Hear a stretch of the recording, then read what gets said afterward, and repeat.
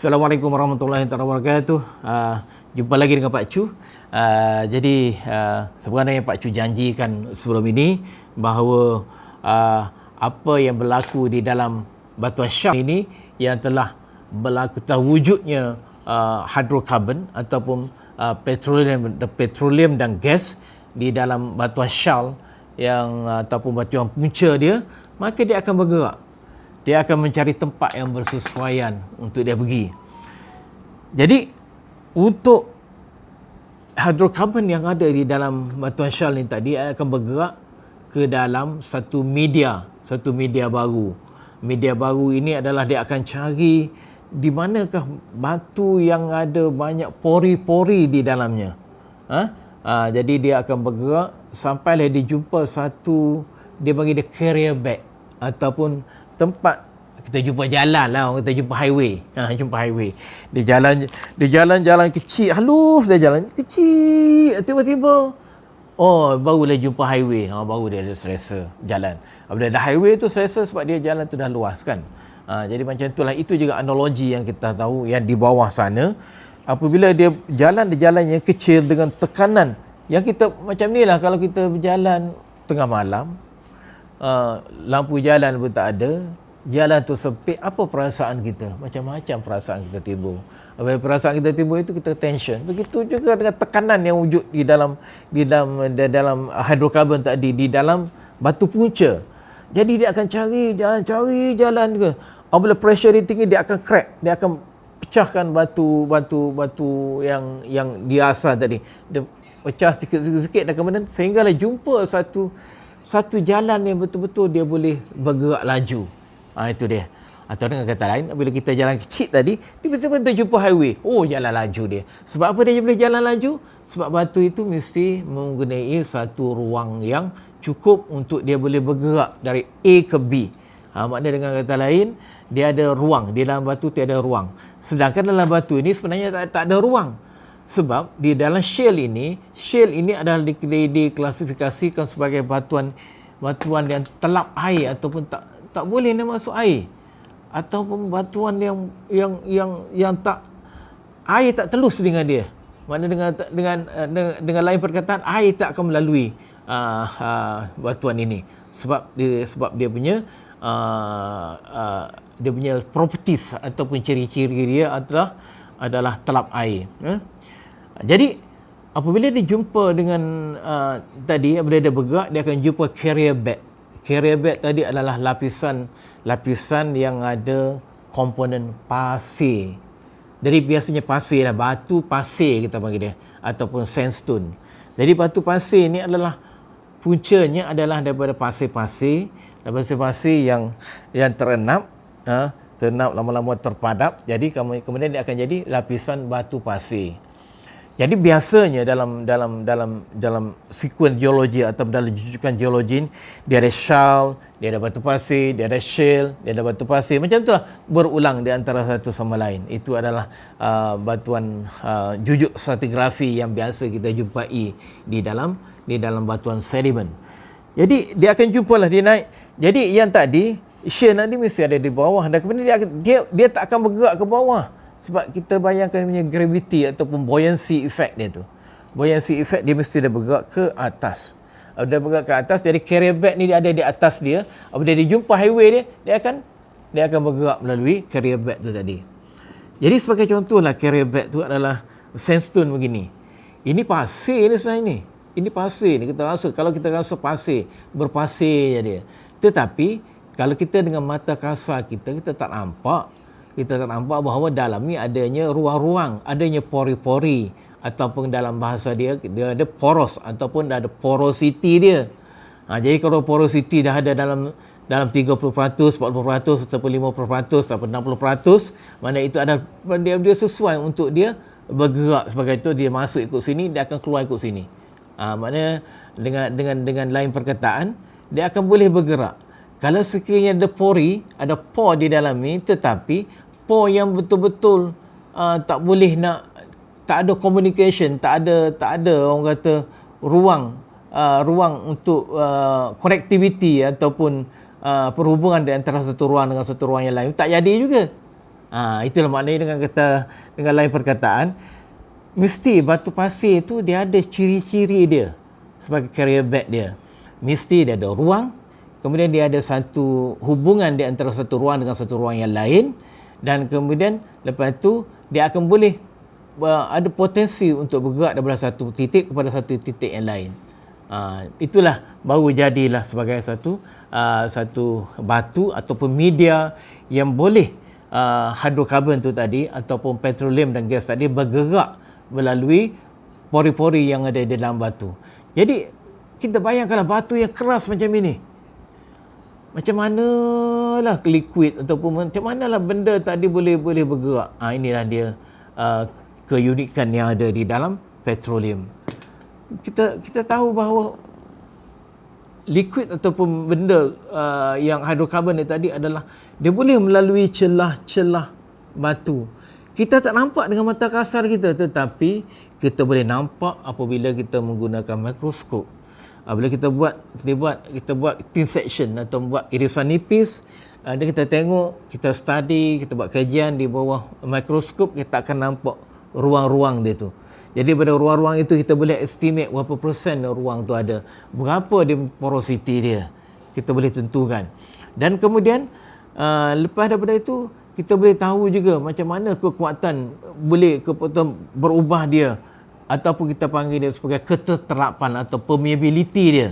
Permeability dia, kalau dia ada ruang tapi tak ada permeability, tak guna juga. Dia kena dua-dua tu ada.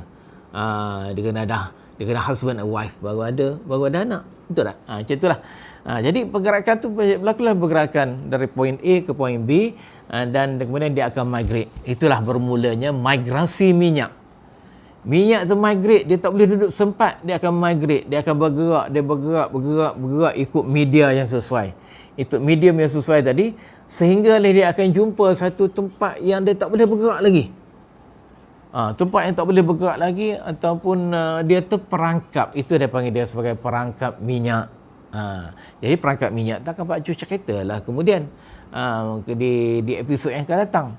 Jadi sekarang ni nak ceritanya macam mana daripada mula-mula daripada dapur dia tadi, daripada kitchen dia tadi, dia berubah masuk ke dalam media di mana dia akan bergerak untuk release dia punya pressure yang ada di dalam dapur dia tadi. Dapur ni terlalu tinggi, dia punya pressure dia, mesti dia ada cara dia untuk release dia adalah mesti dia keluar daripada dapur dia tu, kemudian dia akan masuk dalam satu carrier bag dia. Jadi carrier bag dia akan pergilah masuk dalam tu semua komponen dia, kemudian bergerak. Yang Pak Cu nak cerita satu lagi, jangan duk fikir benda ni berlaku macam tu dah. Wah, sekejap macam tu. Tak. Ini akan berlaku dalam jangka masa geologi ataupun dalam geological time. Maknanya benda ni berlaku secara super duper perlahan ataupun dalam geological time. Jadi tak ada lah orang kata dalam 10 tahun, 20 tahun, 30 tahun. Jadi tak ada. Itu main-main juta ni. Main juta tahun semua berlaku benda-benda begini. Jadi apabila dia bergerak tadi, dia bergerak di dalam medium tadi, dalam carrier bag tadi, itu kita panggil sebagai secondary migration ataupun migrasi yang sekunder, di mana dia berpindah daripada batu punca ke dalam batu yang membawa dia atau carrier dia. Jadi dia akan bawa lah kepada satu tempat, dia akan menaik ke atas, bukan dia akan turun ke bawah, tak. Sebab ini adalah fenomena buoyancy punya efek. Ataupun dia akan bergerak ikut dia punya ikut dia punya carrier bag tadi. Tapi kalau in case benda tu tiba-tiba dia keluar kemudian dia tak jumpa carrier bag dia tu, tapi dia jumpa satu retakan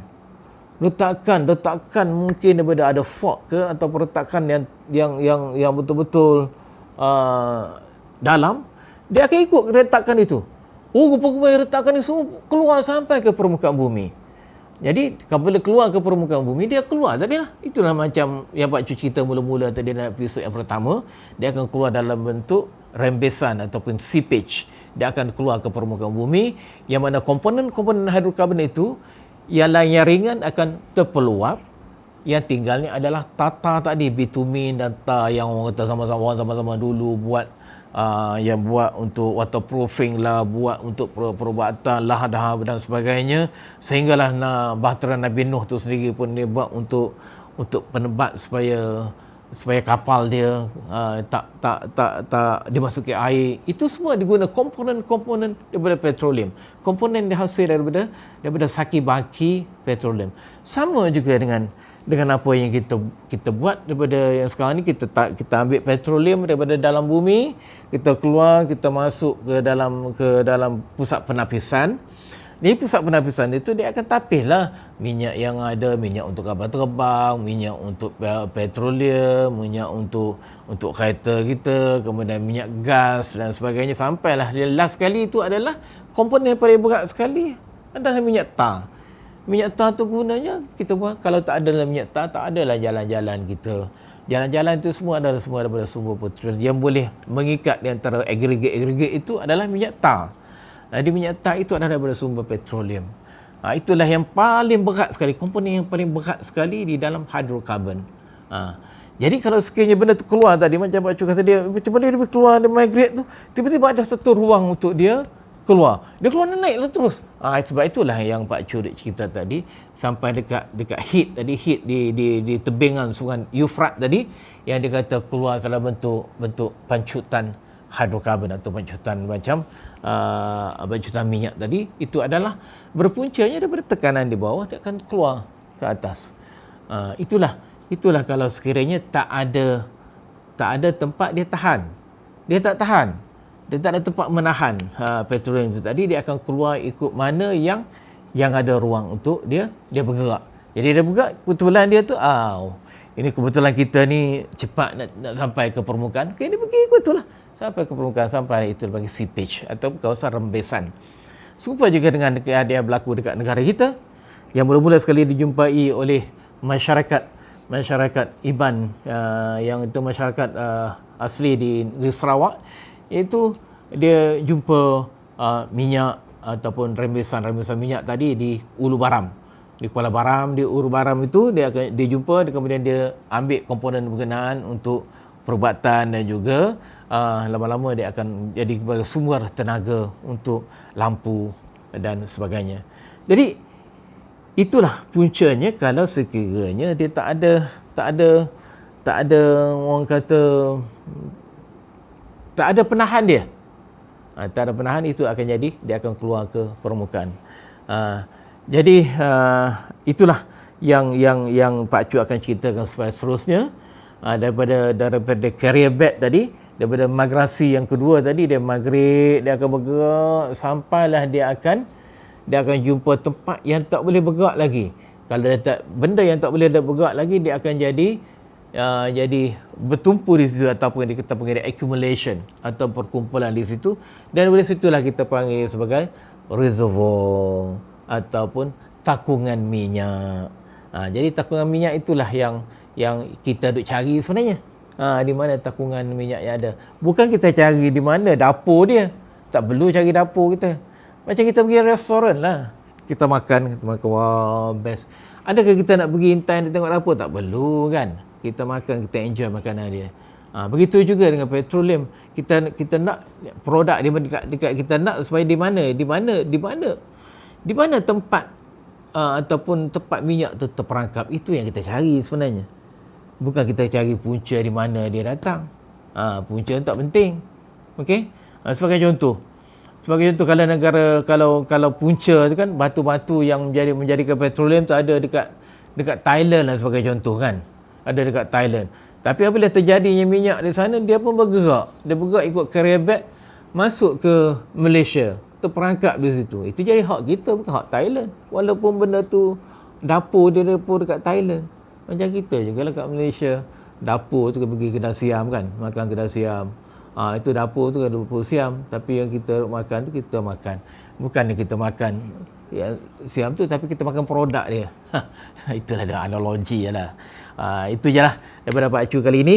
Jadi lepas ini insyaAllah Pak Cu akan ceritakan balik macam mana sifat-sifat yang perlu ada pada batu takungan ataupun reservoir rocks tadi. Jadi itu asalnya setakat itu sajalah Pak Cu boleh kongsi pada kali ini. InsyaAllah pada episod akan datang akan Pak Cu ceritakan secara lebih lanjut lagi tentang perkara berkenaan. Jadi sebenarnya untuk memberi pemahaman yang lebih, Pak Cu akan cuba ulang daripada satu ulang supaya kita boleh faham sebenarnya apa hasrat dan tujuan Pak Cu berkongsi ilmu yang sebegini. Itu secara daripada Pak Cu. Jadi mudah-mudahan kita akan mendapat sedikit manfaat daripada perkongsian ringkas ini, dan insyaAllah kita akan jumpa lagi. Assalamualaikum warahmatullahi wabarakatuh. Jangan lupa like, subscribe dan share video ini untuk manfaat kita semua demi memasyarakatkan geologi negara. Bye bye. Assalamualaikum.